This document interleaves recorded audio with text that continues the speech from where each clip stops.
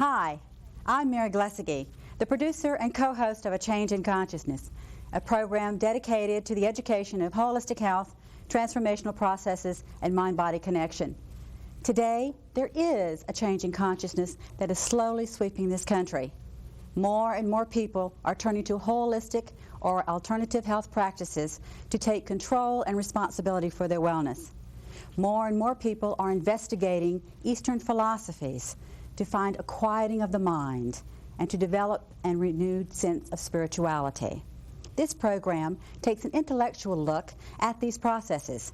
The guests on these processes are all well-educated people, many of whom hold multiple degrees, most who come from Middle America, teachers, nurses, psychologists, artists, and others.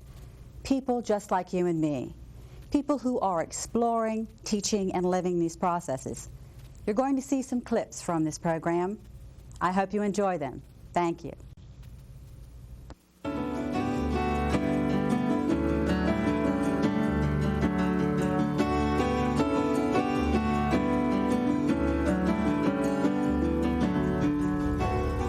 Hello and welcome to A Change in Consciousness. I'm John Coryell, and it's good to have you with us today. Today our guest is Gary Bunnell. Gary is the author of Ascensions and Your Book of Life, a metaphysician and successful business consultant. He specializes in the structural implementation of change with corporate and private clients around the world. And through his ability to read the Akashic Records, Gary has helped individuals and corporations make clear choices about coming events to develop strategies that use the resources to the highest good. Gary, first of all, good to have you with us. Thanks for allowing me to be here. Could you tell me, first of all, what are Akashic, and am I pronouncing that correctly? Right, Akashic Records. Akashic Records. The Akashic Records are really the repository of all the information that's gathered as human consciousness explores this dimension. And also included in the Akashic Records are the events that people put into place prior to incarnating.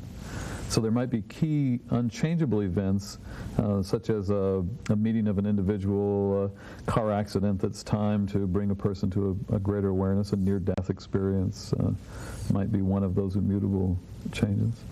That's very interesting. I was wondering if maybe... I first experienced the concept of energy back when I was working in a shock trauma area, and we'd have these people come in who had cardiac arrest or multiple trauma, and you would experience many times they would die, and I would experience that movement of energy at that time of death, and that really started opening me up a little bit about what was happening. After you've raked through the field, the next step is to come back over those areas, and this is where a lot of times you might actually, as a practitioner, go ahead and put your hands right on the person. At this point, what's happening is, for lack of a better term, is I'm just allowing that energy that's around me and through me to come on through my hands right to Mary here. And as a practitioner, I tend to go a little, what I would call deeper or more into a meditative state at this point. You look like you were experiencing something. Oh, yeah, definitely. A great sense of tingling, a good sense of love from him, from the energy, and it's kind of hard to describe some of it. There's just this tingling sensation, and it's like I wish I could have a bed and just lay down. We'll start out slower and lighter, just warming the muscles, and then gradually going deeper and faster. And while I'm doing this, I'm beginning to pick up areas where she might be holding tension in her body so that I'll know what to do later.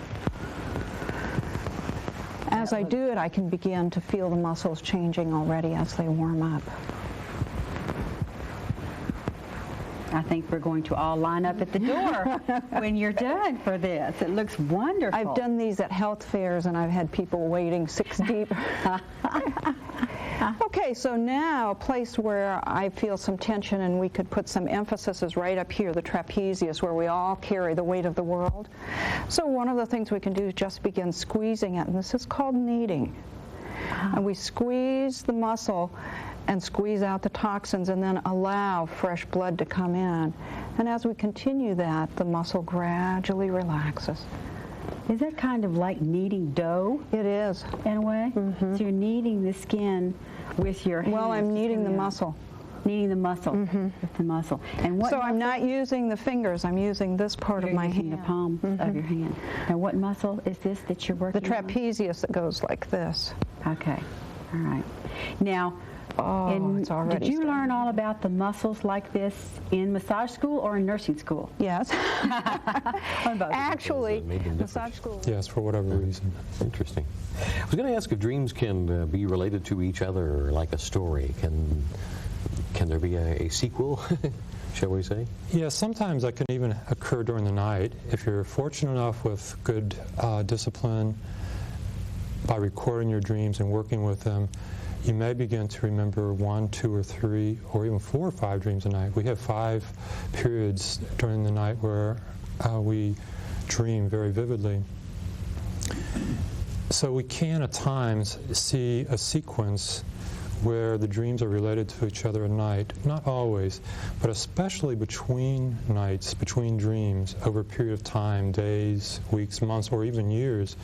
If we record our dreams or remember them in some fashion, we'll start to see similar themes, and dreams will constellate themselves around certain issues in our life or in our outer life.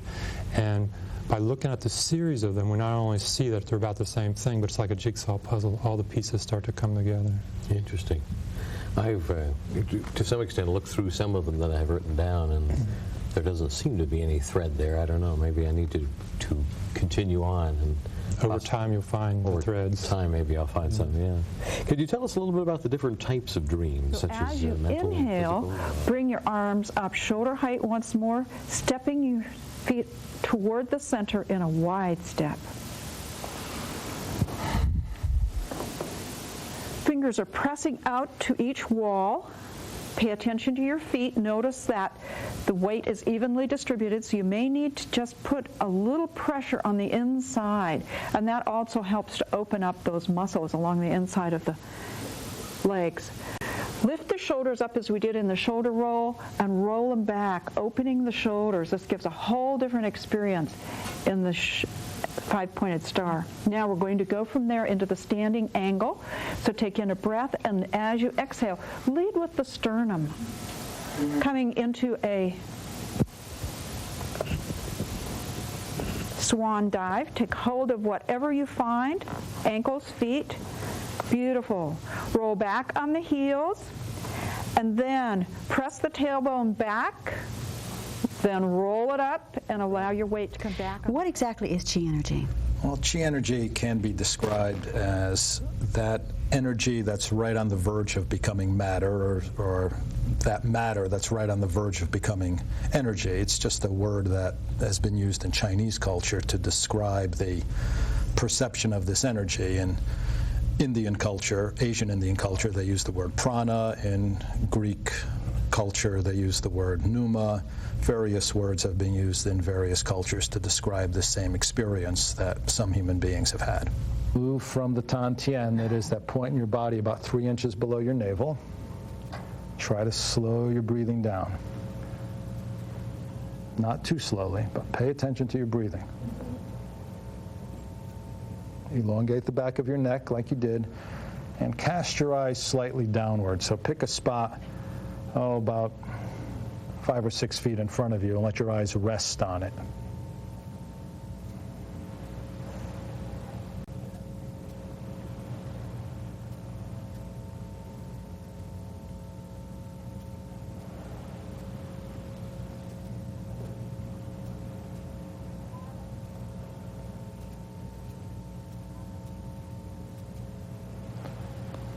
Okay, as smoothly as you can, when we stroke out again, just kind of shift your feet.